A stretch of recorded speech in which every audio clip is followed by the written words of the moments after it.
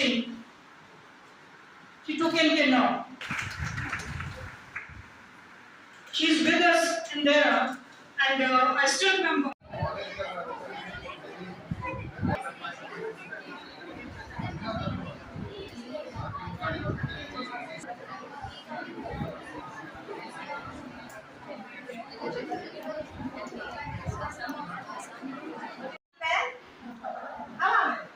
ऐसा क्यों?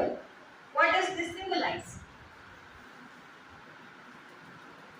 आप पूरी दुनिया देखें, क्योंकि दुनिया का ज्ञान आप में हो। और एक बहुत अच्छी बात यहाँ कही गई थी, सनातन। सनातन जो है वो हमारे देवी देवताओं से भी पुराने समय से जो चली आ रही परंपराएं हैं, वो है जो शायद 5000 साल पहले डॉक्यूमेंट हुई हैं और आज तक उनका निर्वहन हो रहा है। इंटरनेट के माध्यम से आप बच्चों के पास बहुत सारी इंफॉर्मेशन आएगी, ज्ञान आएगा। और राघव जी ने थोड़ा सा खुलासा किया ही है। हम कांगड़ा आर्ट की बात करते हैं तो हरिपुर बुलेर, वहां से इसका उद्गम हुआ। मैं जब तैयारी कर रही थी तब एनसीईआरटी में मुश्किल से एक पैराग्राफ था और वहाँ बुलेर लिखा था। तब मुझे इतना ध्यान नहीं था बुलेर कहाँ है।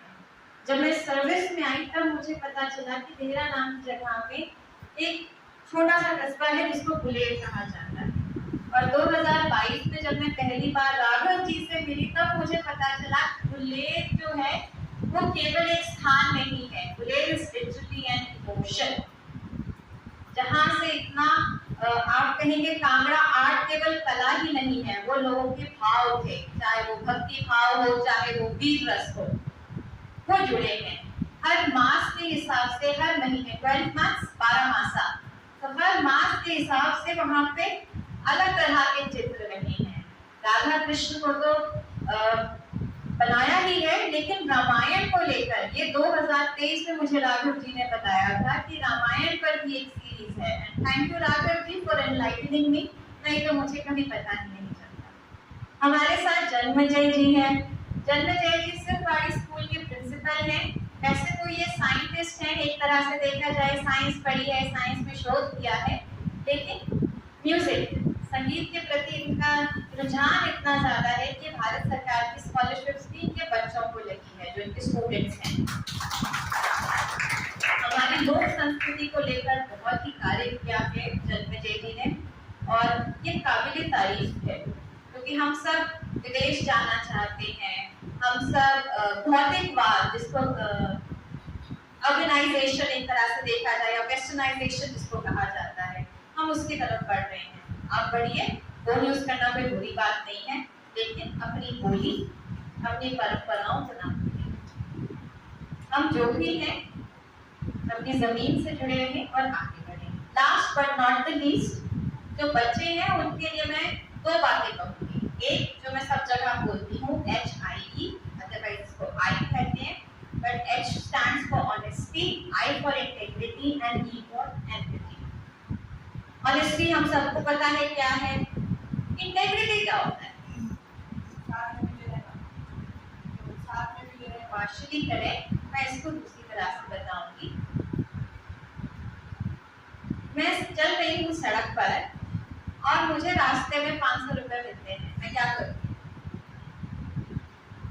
जेब में डाल के आगे बढ़ जाऊंगी या मैं वो जाके नियरेस्ट पॉसिबल थाने में या किसी पुलिस वाले को दूंगी कि कोई व्यक्ति आता है, इस स्कूल में लॉस्ट एंड फाउंड प्रॉपर्टी का मॉडल होता है। तो this is the choice that you make life में। आपके पास अगर गलत करने की अपॉर्चुनिटी है तो क्या आप गलत करोगे? अगर आप नहीं करते हैं तो वो सिद्ध करता है you have got integrity with in your character. तीसरा है एम्पैथी। एम्पैथी का मतलब ये है किसी का एक्सीडेंट हो जाए तो हम वीडियो ना बनाएं, बल्कि 1077 पर कॉल करें और मदद मांगे। एम्पैथी का मतलब है दूसरों के दुख को समझें और फिर किसी भी चीज का कारण नहीं, निवारण बने। हमारे समाज को निवारण की बहुत ज्यादा आवश्यकता है। हर जगह प्रॉब्लम्स देखते हैं, सॉल्यूशंस नहीं देखते हैं। तो एक और चीज, कारण नहीं निवारण बने। तीसरा, गवर्नर साहब आर्लेकर जी जो हमारे पूर्व गवर्नर थे, उन्होंने एक बार भाषण में कहा था, समय का भ्रष्टाचार सब जगह होता है। आपको कहीं बुलाया जाता है तो हम समय के बाद ही आते हैं। हम इसको इंडियन स्ट्रेचेबल टाइम कहते हैं rather than Indian standard time. आधा घंटा पौना घंटा लेट हो रहे हैं, लेकिन आप में से कोई भी एक कहीं बुलाया गया है और 100 लोग आपका वेट कर रहे हैं और आप मान लीजिए 1 मिनट लेट आते हैं, तो आपने कितना समय बर्बाद किया? 100 लोगों का 1 मिनट, यानी कि 100 मिनट आपने इकट्ठे बर्बाद किए हैं। तो जीवन में अनुशासन के साथ समय की परायणता पर भी ध्यान देना है। And the students are Manya and Vipul. Please come forward. जोर की ताली होनी चाहिए। And अभिमन्यु, जोर की ताली इन बच्चों के लिए।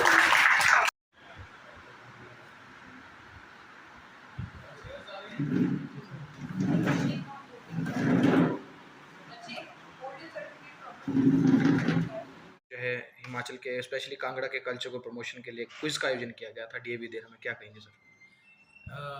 First of all, I would extend a very big thanks to Shri Ellen Agarwal ji and Shri Raghav Guleria ji, Janmajay ji, जिन्होंने आज हमें यहाँ टाइम दिया, Mrs. Agarwal as well, और आप सभी मीडिया बंधुओं का भी बहुत बड़ा धन्यवाद बनता है, क्योंकि हमारा जो प्रयास है इंटैक के माध्यम से बच्चों के साथ उनके अपने क्षेत्र के बारे में जानना, उसकी विशेषताएं पहचानना, एंड मोस्ट इम्पॉर्टेंटली जो काम यहाँ हुआ है आज से कई हजार साल पहले से, उसके बारे में जानकारी होना एक बहुत महत्वपूर्ण विषय है। और मेरा मानना है कि सोशल मीडिया और इन चीज़ों के आने से जो हमारे आसपास की हमारी जो चीज़ों पर नज़र है वो थोड़ी कम हुई है।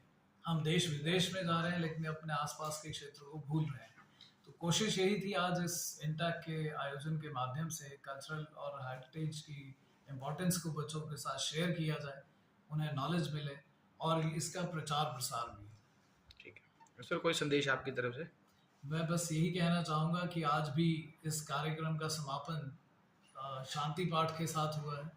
तो डीएवी हमारी ऑर्गेनाइजेशन जो है, हमारे आदरणीय प्रधान श्री पूनम सूरी जी, हमारे डायरेक्टर श्री वी सिंह जी, हमारे honourable ARO Shri VK Yadav ji, और सतत हमारी जो ऑर्गेनाइजेशन है इसका प्रयास रहता है कि बच्चों में जो वैल्यूज़ हैं उनका इनकलकेशन ज़्यादा हो और अपने मूल्यों को, अपनी रूट से हम जितना ज़्यादा जुड़े रहेंगे, हमारी उड़ान कितनी भी बड़ी हो लेकिन हमारे पैर ग्राउंडेड रहें, अपनी रूट से जुड़े रहें, यही हमारा उद्देश्य है।